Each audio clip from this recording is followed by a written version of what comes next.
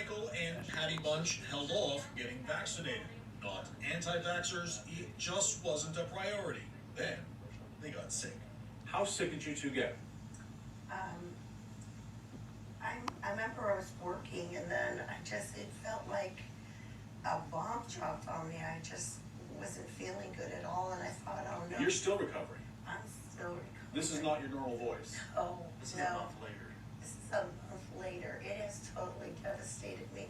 So sick, she thought she'd never see her daughter Ashley again. I remember looking up the ambulance and I could see our daughter Ashley driving, behind us. And I just thought I knew that once they took me there, I wouldn't see her, see my family, and you just have no control.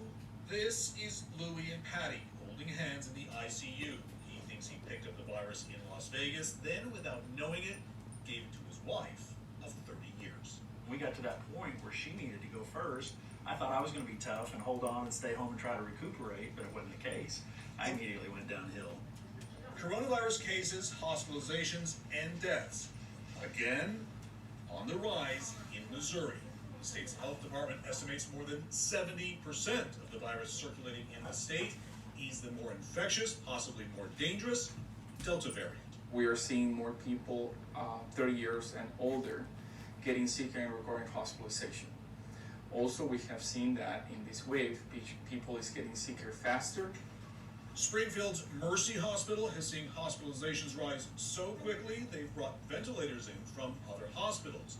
At Springfield's Cox Health, 90% of coronavirus patients tested have the Delta variant. This is going to keep happening. It may peak here and then it's going to spread to other places. If we don't get enough vaccinated, there's going to be another variant that's probably worse. It's just, that's the way viruses work. In Greene County, population nearly 300,000, health officials sounding the alarm. How concerned are you about the weeks and months ahead? Terribly concerned. I mean, yesterday we reported another 240 cases in one day. We're not a huge community. That's a really large number, and we haven't seen these numbers since we had a surge back in December and January. In nearby Branson, a huge tourist draw, it is business as usual. Vaccinations here in Taney County even lower than the state.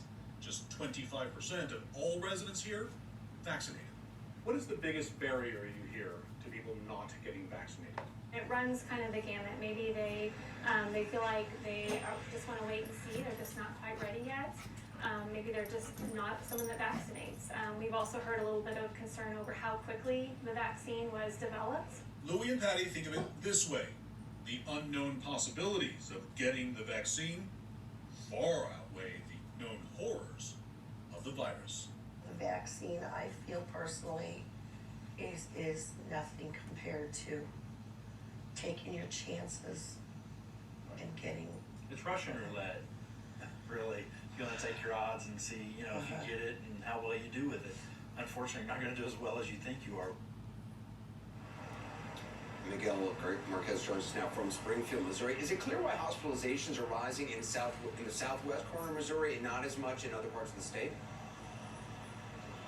Yeah, I think it's a confluence of factors. Look, Branson is just down the road from here, about 45 minutes away. It's a very big tourist destination. It is business as usual there. The masking, the social distancing, all of that has gone out the window as the vaccines have rolled out, even though people are not getting vaccinated. Very low vaccination rates across this entire area. And then that Delta variant. It was first identified in Branson and here in Springfield in May. It is everywhere in this area, and they are afraid it's going to stay in this area till fall, when it will cause another outbreak and a lot more misery. Anderson? All right, Miguel Marquez, appreciate it. Still to come tonight, Senator Bernie Sanders joins us live to talk